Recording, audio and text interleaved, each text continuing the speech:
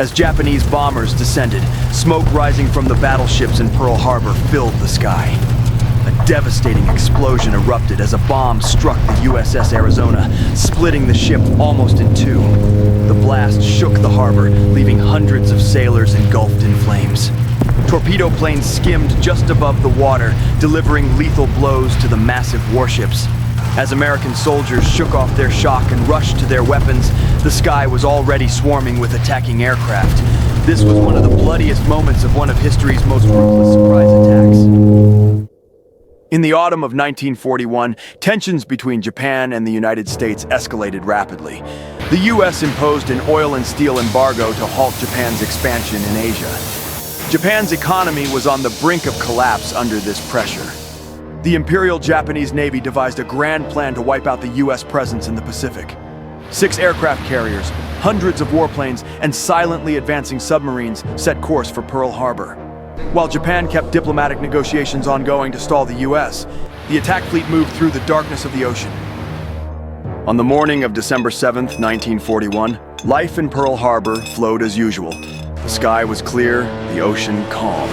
American sailors cleaned the decks of their battleships, while others lined up for breakfast. Officers sipped their coffee while reading newspapers, and soldiers joked around, discussing their upcoming leave. In the hangars, mechanics inspected aircraft, and patrols walked the runways at a steady pace.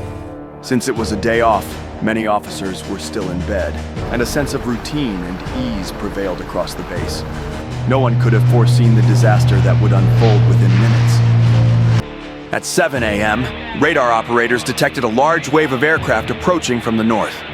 Unfamiliar with the newly installed radar system, the soldiers dismissed the signal as a training flight. The command center assumed they were B-17 bombers arriving from the U.S. mainland and chose not to sound the alarm. Meanwhile, small black specks on the horizon grew rapidly. By 7:55 a.m., as the roar of engines intensified, the first moments of war had begun. The roar of engines grew louder. American soldiers patrolling the base spotted low-flying aircraft. Their silhouettes were unfamiliar. Within seconds, the red circles on their fuselages became visible. They belonged to the Imperial Japanese Navy. Radar operators realized the number of incoming planes had surpassed 100, but by the time the attack was recognized, it was already too late. Over the radio, the code "Tora, Tora, Tora" was transmitted, and Japanese aircraft began their dive. As the first bombs fell, explosions rocked the harbor, filling the air with thick black smoke. Alarm sirens blared as soldiers rushed to their positions. Mechanics sprinted out of hangars, scrambling to activate anti-aircraft guns, while machine gun fire erupted from the ships. Officers shouted orders as ammunition was hurriedly transported to the vessels. The sky swarmed with Japanese bombers diving at full speed. The attack had begun in full force.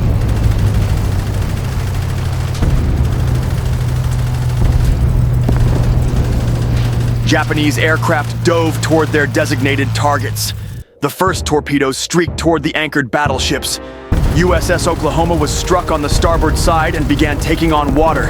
Within minutes, it started to capsize, and as the crew scrambled to escape, a second torpedo tore into its hull. USS West Virginia also suffered multiple hits, slowly sinking into the harbor.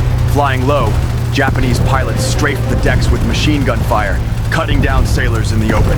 Those who leaped into the sea to escape the flames found the water itself ablaze as oil ignited on the surface.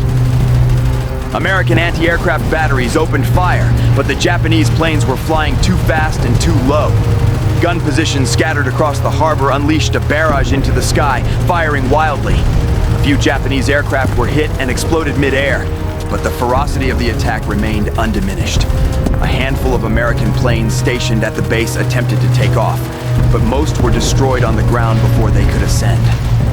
Hangars erupted in flames as aircraft inside were set ablaze, their ammunition detonating in a series of violent explosions.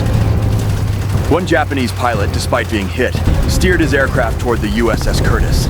With smoke billowing from its engine, he dove rapidly, crashing directly into the hull and triggering a massive explosion. As American sailors carried the wounded off the deck through the flames, the ship's guns continued to fire.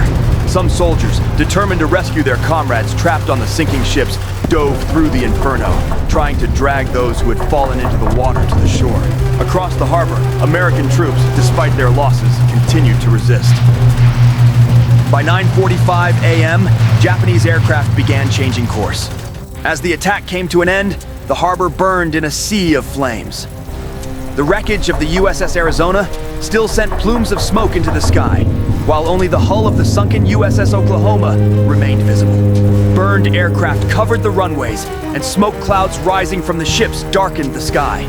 Surviving soldiers raced against time to rescue those trapped under the rubble and extinguish the fires.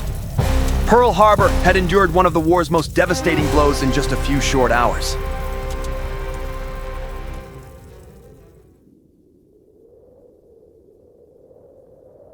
On December 7th, 1941, following the attack on Pearl Harbor, the United States suffered heavy military and civilian losses. 2,403 people were killed and hundreds more were injured. The warships in the harbor sustained significant damage. 8 ships were either sunk or severely damaged. 188 American aircraft were destroyed, most of them in the hangars, while others were hit during pre-flight preparations. The Japanese, on the other hand, lost only 29 aircraft. As smoke billowed over the harbor, surviving soldiers worked tirelessly to extinguish the fires and rescue their comrades. The next day, President Franklin D. Roosevelt announced that the United States was officially declaring war on Japan. Congress unanimously approved the decision, marking the official beginning of the war. On December 11th, Germany and Italy declared war on the U.S., opening a new front worldwide. The attack on Pearl Harbor had pulled the United States into the war in the Pacific. But this was just the beginning. Within a few years, the war's global impact would reach such devastating proportions that humanity would once again be pushed to the very brink of total destruction.